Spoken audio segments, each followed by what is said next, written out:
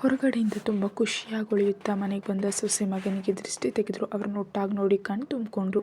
ಮನೆಯವರೆಲ್ಲರ ದೃಷ್ಟಿಯಿಂದ ಮುಜುಗರವಾದರೂ ಎಲ್ಲರ ಜೊತೆ ಸ್ವಲ್ಪ ಹೊತ್ತು ಕುಳಿತು ಮಾತಾಡಿದ್ರು. ಅಡುಗೆ ಕೆಲಸದವ್ರು ಮಾಡ್ತಿದ್ದರಿಂದ ಏನೂ ತೊಂದರೆ ಇರಲಿಲ್ಲ. ನಗುತ್ತಾ ಮಾತನಾಡ್ತಿರೋ ಅಳಿಯ ಮಗಳನ್ನು ನೋಡಿ ಅವರಿಬ್ಬರ ನಡುವೆ ಎಲ್ಲ ಸರಿಯಾಗಿದೆ ಎಂದು ತಿಳಿದ ಸೌಮ್ಯರಿಗೆ ಸಮಾಧಾನವಾಯಿತು. ಮಧ್ಯಾಹ್ನದ ಊಟ ಮುಗಿಸಿ ಕಾವ್ಯಳ ಮನೆಯವರೆಲ್ಲರೂ ಹೊರಟು ನಿಂತರು. ಅವ್ರನ್ನೆಲ್ಲ ಬೀಳ್ಕೊಟ್ಟು ಎಲ್ಲರೂ ಒಳಗೆ ಬಂದರು. ಯಾರಿಗೂ ಕಾಣದಂತೆ ಕಾವ್ಯಳ ಕೆನ್ನೆ ಚುಂಬಿಸಿ ಸೂರ್ಯ ರೂಮಿಗೆ ಹೋದರೆ ತನ್ನತ್ತೆ ಮತ್ತು ನಾದಿನ ಜೊತೆ ನಿಂತಿದ್ದ ಕಾವ್ಯ ತಲೆ ತಗ್ಗಿಸ್ಬಿಟ್ಲು. ರೇಖಾ ನಕ್ಕು, ಅವನೊಬ್ಬ ಮೊಂಡ, ನಮ್ಮ ಮುಂದೆ ಹೆಂಡತಿಗೆ ಮುತ್ತು ಕೊಡುವಷ್ಟು ಹೆಚ್ಕೊಂಡ್ಬಿಟ್ಟಿದ್ದಾನೆ, ಅವನನ್ನು ಸ್ವಲ್ಪ ಹದ್ಬಸ್ನಲ್ಲಿಡು ಕಾವ್ಯ ಎಂದು ಅವರ ಮಾತಿಗೆ ನಕ್ಕು ತಲೆ ಆಡಿಸಿದ್ಲು. ಸರಿ, ಹೋಗಿ ರೆಸ್ಟ್ ಮಾಡು, ಸುಸ್ತಾಗಿರ್ತೀಯ ಎಂಬವರ ಮಾತಿಗೆ ಸರಿ ಎಂದು ಹೊರಟು ಹೋದವಳನ್ನೇ ನೋಡುತ್ತಾ ನಿಂತ ರೇಖಾ ಮನದಲ್ಲಿ ತಮ್ಮ ಆರಾಧ್ಯ ದೇವರಿಗೆ ಕೋಟಿ ನಮನ ಸಲ್ಲಿಸಿದ್ರು. ಇದೆಲ್ಲವನ್ನು ತನ್ನ ರೂಮಿನಿಂದ ನೋಡ್ತಾ ಪ್ರತಿಸ ತನ್ನ ಮತ್ತು ರಾಘವನ ಮುಂದಿನ ಜೀವನ ಹೀಗೆ ಇದ್ರೆಷ್ಟು ಚೆನ್ನಾಗಿರುತ್ತೆ ಅಂದ್ಕೊಂಡ್ಳು.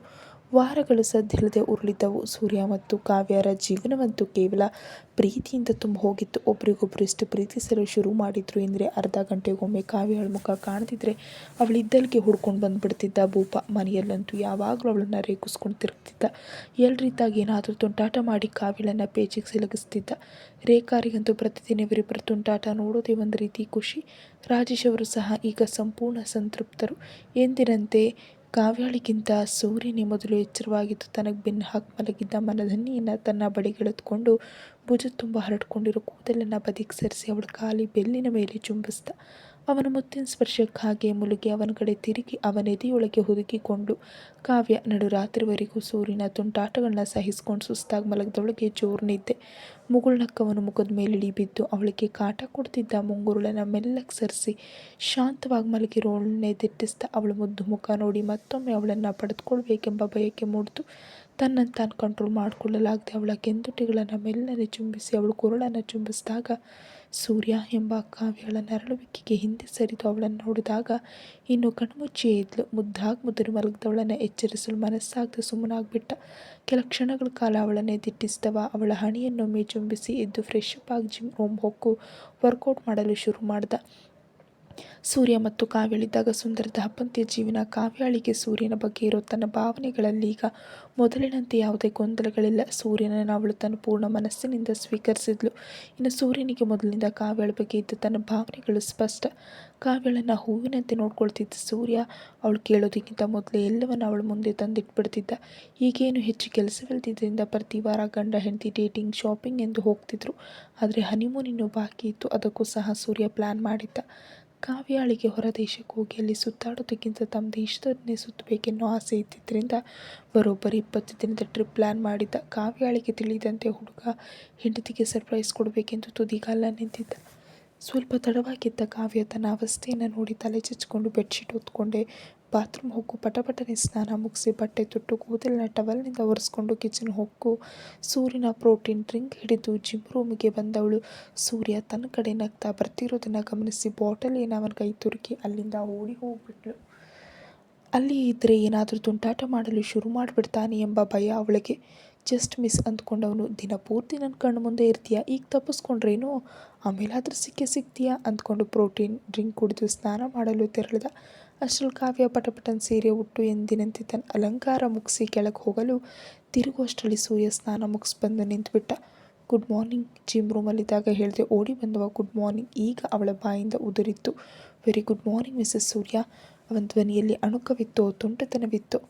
ಬೇಗ ತಯಾರಾಗಿ ಬನ್ನಿ, ನಾನು ಕೆಳಗಿರ್ತೀನಿ ಎಂದು ಬುದ್ಧಿವಂತಳಂತೆ ನುಡಿದು ಅಲ್ಲಿಂದ ಜಾರಿಕೊಳ್ಳಲು ನೋಡಿದವಳನ್ನು ಪಟ್ಟನೆ ತನ್ನ ಬಾಹುಗಳಲ್ಲಿ ಬಂಧಿಸಿ ನನ್ನಿಂದ ತಪ್ಪಿಸ್ಕೊಂಡು ಹೋಗೋಕೆ ಇಷ್ಟೊಂದು ಅರ್ಜೆಂಟ್ ಯಾಕೆ ಮೈ ಡಿಯರ್ ವೈಫ್ ಎನ್ನುತ್ತಾ ಅವಳನ್ನು ಮುದ್ದಿಸಲು ಶುರು ಮಾಡಿದವನ ಸ್ಪರ್ಶಕ್ಕೆ ಹುಡುಗಿ ಕರಗಿದ್ರು. ಆಫೀಸ್ಗೆ ಹೋಗಲು ತಡ ಆಗುತ್ತೆ ಅನ್ನೋ ನೆಪವೊಡ್ಡಿ ಅವನಿಂದ ದೂರ ಸರಿಯಲು ಪ್ರಯತ್ನಿಸಿದ್ರು.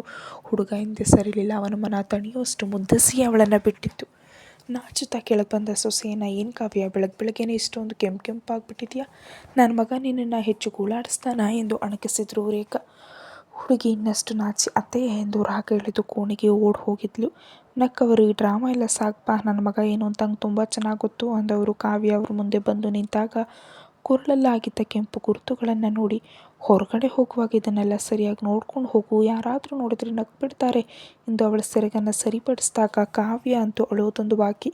ಇದಕ್ಕೆ ಕಾರಣರಾದ ಸೂರ್ಯನನ್ನು ಬೈದ್ಕೊಂಡು ರೂಮ್ಗೆ ಹೋದವಳು ಅವನ ಅವನನ್ನೇ ನೋಡ್ತಿದ್ದರೂ ಸಹ ಅವನ ಕಡೆ ತಿರುಗಿ ಕೂಡ ನೋಡದೆ ವಾರ್ಡ್ರೋಬಲ್ಲಿ ಕುತ್ತಿಗೆಯನ್ನು ಮುಚ್ಚೋ ತುಂಬು ತೋಳಿನ ಡ್ರೆಸ್ ತೊಟ್ಟು ಕನ್ನಡಿ ಮುಂದೆ ನಿಂತು ಕೆಂಪಾಗಿದ್ದ ಜಾಗಗಳಿಗೆ ಸ್ವಲ್ಪ ಕನ್ಸಿಲರ್ ಹಚ್ಚಿ ಗುರುತನ್ನು ಮರೆಮಾಚಿದ್ಲು. ತನ್ನ ದೇಹ ಬೇರೆ ಯಾವುದಾದ್ರೂ ಭಾಗದಲ್ಲಿ ಗುರುತು ಕಾಣ್ತಿದೆಯೋ ಇಲ್ವೋ ಎಂದು ಖಚಿತಪಡಿಸ್ಕೊಂಡ ನಂತರ ಸಂಪೂರ್ಣವಾಗಿ ತಯಾರಾದ್ಲು. ಅವಳನ್ನೇ ಕಣ್ಣು ಮಿಟುಕಿಸದೆ ನೋಡ್ತಿದ್ದವನಿಗೆ ಕಾವ್ಯ ಯಾಕೆ ಬಟ್ಟೆ ಬದಲಿಸಿದ್ಲು ತಿಳಿಲಿಲ್ಲ. ಅವನನ್ನ ಕಡೆಗಣಿಸಿ ಹೊರಟವಳ ಕೈ ಹಿಡಿದು, ಸೀರೆ ಯಾಕೆ ಚೇಂಜ್ ಮಾಡಿದೆ? ಈ ಡ್ರೆಸ್ಗಿಂತ ಆ ಸೀರೆಯಲ್ಲೇ ಸುಂದರವಾಗಿ ಕಾಣ್ತಿದ್ದೆ ಅಂದವನಿಗೆ, ಆ ಸೀರೆಯಲ್ಲಿ ನೀವು ನನಗೆ ಕೊಟ್ಟ ಗಿಫ್ಟ್ಗಳೆಲ್ಲ ಬಹಳ ಚೆನ್ನಾಗಿ ಕಾಣ್ತಿತ್ತು. ಅತ್ತೆ ನೋಡಿ ಹೇಳಿದಕ್ಕೆ ಸರಿ ಹೋಯಿತು. ನಾನೇನಾದರೂ ಹಾಗೆ ಹೊರಟು ಬಂದಿದ್ರೆ ನನ್ನನ್ನು ನೋಡಿದವ್ರು ಏನಂತ ಅಂದ್ಕೊಳ್ತಿರ್ಲಿಲ್ಲ. ಜೋರು ಮಾಡಿದ್ಲು. ನಾನು ಯಾವಾಗ ನಿನಗೆ ಗಿಫ್ಟ್ ಕೊಟ್ಟೆ? ಅವಳು ಹೇಳಿದ್ದು ಅವನಿಗೆ ಅರ್ಥವೇ ಆಗ್ತಿರಲಿಲ್ಲ. ಅದು ಎಂದು ತನ್ನ ಬಲ ಕುತ್ತಿಗೆಯ ಮೇಲಿದ್ದ ಅವನಿ ಮಾಡಿದ್ದ ಗುರುತನ್ನು ತೋರಿಸಿದಾಗ ಸೂರ್ಯನಿಗೆ ಅರ್ಥವಾಗಿ ನಗು ಬಂದುಬಿಟ್ಟಿತ್ತು. ಅದರ ಮೇಲೆ ಮುತ್ತಿಟ್ಟವನನ್ನು ದೂರ ತಳ್ಳಿ, ನನ್ನಿಂದ ದೂರ ಇರಿ, ನೀವು ಈ ರೀತಿ ಮಾಡೋದಾದರೆ ನನ್ನ ಹತ್ರ ಬರಬೇಡಿ ಅಂದವಳ ನಿರಾಕರಣೆಯನ್ನು ಗಮನಕ್ಕೆ ತೆಗೆದುಕೊಳ್ಳದೆ, ನಿನ್ನ ಮೇಲೆ ನನ್ನ ಪ್ರೀತಿ ಗುರುತು ನೋಡೋಕೆ ತುಂಬ ಚೆನ್ನಾಗಿದೆ. ಇನ್ನಷ್ಟು ಅಣಕಿಸಿದವನನ್ನು ಸುಟ್ಟು ಬಿಡುವಂತೆ ನೋಡಿ ಕೆಳಗೆ ಹೋದವಳನ್ನು ಅಲೆ ಅಲೆಯಾಗಿ ತೇಲಿ ಬಂದ ಅವನ ನಗು ಅವಳನ್ನು ಇನ್ನಷ್ಟು ಉರಿಸಿತ್ತು. ಬಟ್ಟೆ ಬದಲಾಯಿಸಿ ಮುಖ ಊದಿಸ್ಕೊಂಡು ಬಂದ ಕಾವ್ಯಳನ್ನು ನೋಡಿ ರೇಖಾ ಬಂದ ನಗುವನ್ನು ತಡ್ಕೊಂಡ್ರು. ಇದರ ಬಗ್ಗೆ ಅರಿವಿಲ್ಲದ ಪ್ರತಿ ಮತ್ತು ರಾಜೇಶ್ ಯಾವಾಗ ನಮಗೆ ತಿಂಡಿ ಬಡಿಸ್ತಾರೋ ಎನ್ನುತ್ತಾ ಕಾಯ್ತಾ ಕುಳಿತರು. ಬಂದ ನಂತರ ಎಲ್ಲರೂ ತಿಂಡಿ ತಿಂದು ತಮ್ಮ ತಮ್ಮ ಕೆಲಸಗಳಿಗೆ ಹೊರಟರು. ಅಂದಿನ ಕೆಲಸ ಮುಗಿಸಿ ಸೂರ್ಯ ಕಾವ್ಯಳನ್ನು ಹೊರಗಡೆ ಕರ್ಕೊಂಡು ಹೋಗೋದಾಗಿ ತಿಳಿಸಿ ಮನೆಗೆ ಹೋಗಿ ತಯಾರಾಗುವಂತೆ ಹೇಳಿ ಕಾವ್ಯಳನ್ನು ಡ್ರೈವರ್ ಜೊತೆ ಕಳಿಸ್ದ. ಮನೆಗೆ ಬಂದು ಕಾವ್ಯ ಸೋಫಾ ಮೇಲೆ ಕುಳಿತು ಪ್ರತಿ ಕೂದಲಿಗೆ ಕೊಬ್ಬರಿ ಎಣ್ಣೆ ಹಾಕಿ ಮಸಾಜ್ ಮಾಡ್ತಿದ್ದವ್ರ ಪಕ್ಕ ಕುಳಿತು, ಹಾಯ್ ಅತ್ತೆ, ಹಾಯ್ ಪ್ರತಿ ಎಂದಿದ್ಲು ತುಸು ಹೆಚ್ಚಿ ಖುಷಿಯಿಂದ. ಪ್ರತಿ ಹಾಯ್ ಅತ್ತಿಗೆ ಎಂದರೆ ಏನು, ತುಂಬ ಖುಷಿಯಾಗಿದೆಯಾ? ಸೂರ್ಯನ ಜೊತೆ ಎಲ್ಲಾದರೂ ಹೊರಗಡೆ ಹೋಗ್ತಿದ್ಯಾ? ರೇಖಾ ನೇರವಾಗಿ ಕೇಳಿದಾಗ, ನಿಮ್ಗೆ ಹೇಗೆ ಗೊತ್ತಾಯಿತು ಎಂದು ಆಶ್ಚರ್ಯದಲ್ಲಿ ಕಣ್ಣರಳಿಸಿದ್ಲು. ಮ್ಯಾಜಿಕ್ ಎಂದು ಕಣ್ಣು ಮಿಟುಕಿಸಿದವ್ರನ್ನ ನೋಡಿ ನಕ್ಕಿದ್ಲು. ಕಾವ್ಯ, ನಾನು ನಿನಗೆ ಒಂದು ಬ್ಲ್ಯಾಕ್ ಡ್ರೆಸ್ ತೆಗೆದುಕೊಟ್ಟಿದ್ದೀನಲ್ಲ, ಇವತ್ತು ಅದನ್ನೇ ಹಾಕೊಂಡು ಹೋಗು, ನಿಂಗೆ ತುಂಬ ಚೆನ್ನಾಗಿ ಒಪ್ಪುತ್ತೆ. ಸೂರ್ಯ ನಿನ್ನನ್ನು ನೋಡ್ತಿದ್ದಾಗೆ ಫ್ಲ್ಯಾಟ್ ಆಗಿಬಿಡಬೇಕು ಎಂದವ್ರ ಮಾತಿಗೆ ಪ್ರತಿ ಬಾಯಿ ಮುಚ್ಚಿ ನಕ್ಕರೆ, ಯಾವ ಡ್ರೆಸ್ ಅತ್ತೆ ಎಂದಿದ್ಲು ಅನುಮಾನದಲ್ಲಿ. ಅದೇ ಅತ್ತಿಗೆ, ಬ್ಲ್ಯಾಕ್ ಡ್ರೆಸ್ ಪ್ರತಿ ನುಡಿದಾಗ ಕಾವ್ಯಳ ತಲೆಗೆ ಹೊಳೆದಿತ್ತು. ಆ ಡ್ರೆಸ್ನಲ್ಲಿ ಕಾವ್ಯಳನ್ನು ನೋಡಿದಾಗ ಸೂರ್ಯನ ಕಣ್ಣಲ್ಲಿದ್ದ ಮೆಚ್ಚುಗೆಯನ್ನು ಗಮನಿಸಿದವಳು, ಆದರೆ ಆ ರೀತಿ ಡ್ರೆಸ್ ಹಾಕಿ ಅಭ್ಯಾಸವಿಲ್ಲದಿದ್ದರಿಂದ ಹುಡುಗಿಗೆ ಸ್ವಲ್ಪ ಮುಜುಗರ. ಅತ್ತೆ, ಆ ಥರ ಡ್ರೆಸ್ ಎಲ್ಲ ಹಾಕಿ ನನಗೆ ಅಭ್ಯಾಸ ಇಲ್ಲ ಎಂದವಳನ್ನು ಮಧ್ಯದಲ್ಲಿ ತಡೆಯುತ್ತಾ, ಅದೆಲ್ಲ ಅಭ್ಯಾಸ ಮಾಡ್ಕೋಬೇಕು ಪುಟ್ಟ, ಮುಂದೆ ಸೂರ್ಯನ ಜೊತೆ ದೊಡ್ಡ ದೊಡ್ಡ ಪಾರ್ಟಿಗಳಿಗೆ ಹೋಗುವಾಗ ಈ ಥರ ಬಟ್ಟೆಗಳನ್ನೇ ಹಾಕಬೇಕು ಎಂದು ಅವಳನ್ನು ಎಳೆದುಕೊಂಡು ಹೋಗಿ ಫ್ರೆಶ್ ಅಪ್ ಆಗಿ ಬರುವಂತೆ ತಿಳಿಸಿ ಬಾತ್ರೂಮ್ ತೆರಳಿ ಕಬೋರ್ಡ್ ತಡಕಾಡಿ ಬಟ್ಟೆಯನ್ನು ತೆಗೆದಿಟ್ರು. ಪ್ರತಿ ಕೂಡ ಅವಳನ್ನು ಅಮ್ಮನ ಜೊತೆ ಬಾಲದಂತೆ ತಿರುಗ್ತಿದ್ಲು. ಫ್ರೆಶ್ ಅಪ್ ಆಗಿ ಬಂದ ಕಾವ್ಯಳಿಗೆ ಬಟ್ಟೆ ಹಾಕೊಂಡು ಬರಲು ತಿಳಿಸಿದ್ರು. ಬಟ್ಟೆ ತೊಟ್ಟು ಜಿಪ್ ಹಾಕಿ ಎಂದು ಬಂದವಳ ಡ್ರೆಸ್ಸಿನ ಜಿಪ್ ಹಾಕಿ ಮೇಕಪ್ ಮಾಡಲು ಅವಳ ಕನ್ನಡಿಯ ಮುಂದೆ ಕೂರಿಸಿದ ಪ್ರತಿ ಅರ್ಧ ಗಂಟೆ ಚಕಚಕನೆ ತನ್ನ ಕೆಲಸ ಮುಗಿಸಿ ಕಾವ್ಯಳನ್ನು ಹೊಳೆಯುವಂತೆ ಮಾಡಿದ್ಲು. ಕಾವ್ಯಳ ನಿರಾಕರಣೆಯ ನಂತರವೂ ಮೇಕಪ್ ಮುಗಿಸಿ ಪರ್ಫೆಕ್ಟ್ ಎಂದಾಗ ಕಣ್ಬಿಟ್ಟು ಕನ್ನಡಿಯಲ್ಲಿ ನೋಡಿಕೊಂಡಾಗ ತನ್ನ ಬಗ್ಗೆ ತನಗೆ ಹೆಮ್ಮೆ ಅನ್ನಿಸ್ತು. ಥ್ಯಾಂಕ್ ಯು ಎಂದು ಇಬ್ಬರನ್ನ ತಬ್ಬಿದ್ಲು. ಪ್ರತಿ ತನ್ನ ಕೂದಲನ್ನು ಸ್ಟೈಲಾಗಿ ಎಂದು ತಳ್ಳಿ, ನಾನು ಅಂದರೆ ಕಡಿಮೆನಾ ಎಂದು ಬೀಗಿದ್ರೆ ರೇಖಾ ಅವಳಿಗೆ ದೃಷ್ಟಿ ತೆಗೆದರು. ಸೂರ್ಯನ ಕಾರಿನ ಶಬ್ದ ಕೇಳುತ್ತೆ ಪ್ರತಿ ಮತ್ತು ರೇಖಾ ಆಲ್ ದಿ ಬೆಸ್ಟ್ ಹೇಳಿ ಹೊರಗೆ ಹೋದರೆ ಸೂರ್ಯನ ಪ್ರತಿಕ್ರಿಯೆಯನ್ನೇತು ಕಾವ್ಯಳ ಹೃದಯ ಬಡಿತ ಹೆಚ್ಚಿತ್ತು. ಹುಡುಗಿ ಕೈ ಹಿಸ್ಕೊಳ್ತಾ ನಿಂತಿದ್ಲು. ಕಾವ್ಯ ರೆಡಿನಾ ಎಂದು ಕೂಗ್ತಾ ಬಂದ ಸೂರ್ಯನ ಮಾತುಗಳು ಗಂಟಲಲ್ಲೇ ಸತ್ತು ಹೋಗಿತ್ತು.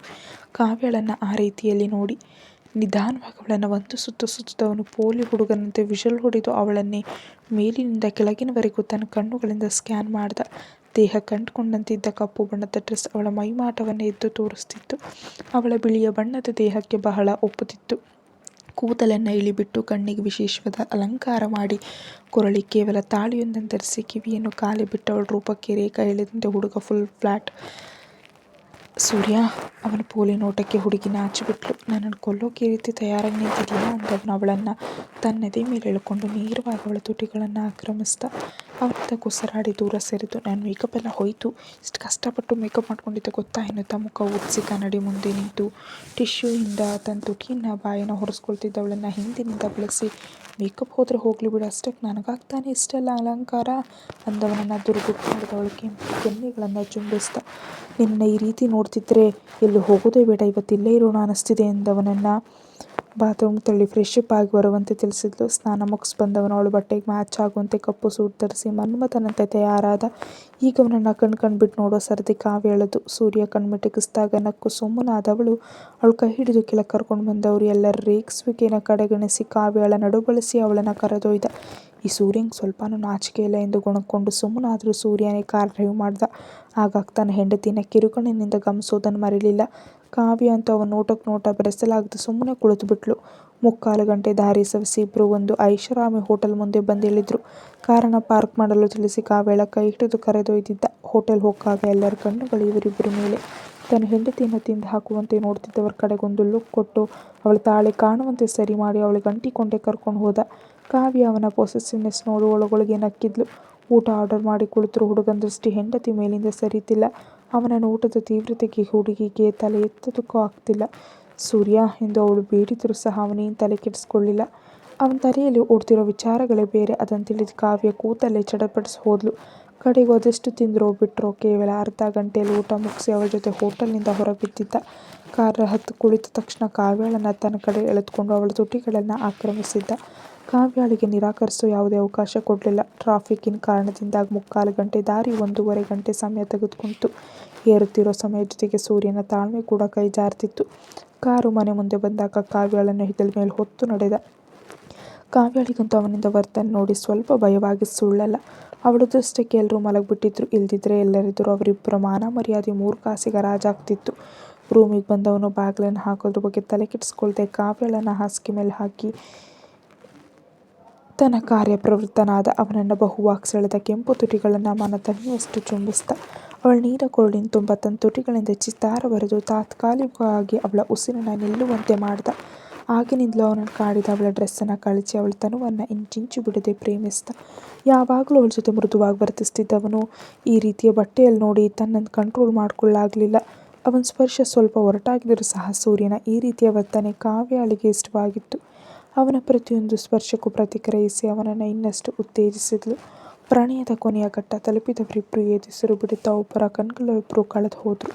ಕಾವ್ಯಳಿಂದ ದೂರ ಸರಿದು ಅವಳನ್ನು ತನ್ನ ಬಾಹುಗಳಲ್ಲಿ ಬಂಧಿಸಿ ಅವಳ ಹಣೆಯನ್ನು ದೀರ್ಘವಾಗಿ ಚುಂಬಿಸಿ, ಹರ್ಟ್ ಆಗಿದ್ರೆ ಸಾರಿ, ಸ್ವಲ್ಪ ಒರಟಾಗಿ ನಡ್ಕೊಂಡು ಬಿಟ್ಟೆ, I could not control myself. ಅವಳಿಗೆಲ್ಲಿ ನೋವಾಯಿತು ಎಂಬ ಕಾಳಜಿ ಅವನದು. ಹಾಗೇನಿಲ್ಲ ಅಂದವಳಿಗೆ ಅವನ ಈ ರೀತಿ ಇಷ್ಟವಾಯಿತೆಂದು ಬಾಯ್ಬಿಟ್ಟು ಹೇಳಲು ಸಹ ಮುಜುಗರ. ಅವಳೇನನ್ನು ಹೇಳಲು ಹಿಂಜರಿತಿರೋದು ಕಂಡು ಏನಾಯಿತು ಎನ್ನುತ್ತಾ ಅವಳ ಕೆನ್ನೆ ಸವರಿದವನಿಗೆ ಏನಿಲ್ಲ ಎಂದು ಅಡ್ಡಡ್ಡ ತಲೆಯಾಡಿಸಿದ್ಲು. ಕಾವ್ಯ ಅವನು ಸ್ವಲ್ಪ ಗಂಭೀರವಾಗಿ ನುಡಿದಾಗ I like it that way ಎಂದು ಅವನೆದೆಯಲ್ಲಿ ಮುಖ ಮುಚ್ಚಿಕೊಂಡವಳು ಪರಿಗೆ ಮುಗುಳ್ನಕ್ಕು. ಇದರಲ್ಲಿ ನಾಚಿಕೆ ಪಡುವಂಥದ್ದೇನಿಲ್ಲ. ಬಯಕೆಗಳು ಗಂಡಸರಿಗೆ ಮಾತ್ರ ಅಲ್ಲ, ಹೆಂಗಸರಿಗೂ ಇರುತ್ತೆ. ಇದರ ಬಗ್ಗೆ ಹೇಳ್ಕೊಳ್ಳೋದಕ್ಕೆ ಇಷ್ಟೊಂದು ಹಿಂಜರಿಬೇಡ. ಹೆಂಡತಿ ಆ ಗಂಡನ ಆಸೆ ಪೂರೈಸೋದು ಹೇಗೆ ಅವಳ ಕರ್ತವ್ಯವೋ ಹಾಗೆ ಹೆಂಡತಿಯ ಕಾಮನೆಗಳನ್ನು ಪೂರೈಸೋದು ಒಬ್ಬ ಗಂಡನ ಕರ್ತವ್ಯ ಎನ್ನುತ್ತಾ ಅವಳನ್ನು ಇನ್ನಷ್ಟು ಗಟ್ಟಿಯಾಗಿ ಬೆಳೆಸಿದ. ತನ್ನ ಕೆಲಸ ಮುಗಿದ ನಂತರ ಹೆಂಡತಿಗೆ ಬೆನ್ನು ಮಾಡಿ ಮಲಗೋ ಗಂಡಂದಿರ ನಡುವೆ ತನ್ನ ಬಯಕೆಗಳನ್ನು ಕೇಳಿ ತಿಳ್ಕೊಂಡು ಅವುಗಳನ್ನು ಪೂರೈಸ್ತಿರೋ ತನ್ನ ಪತಿ ಎಲ್ಲರಿಗಿಂತ ವಿಭಿನ್ನ ಅಂದ್ಕೊಂಡ್ಳು. ಇಬ್ಬರು ಬಿಗಿಯಾಗಿ ಅಪ್ಪಿ ಮಲಗಿದ್ರು. Thank you.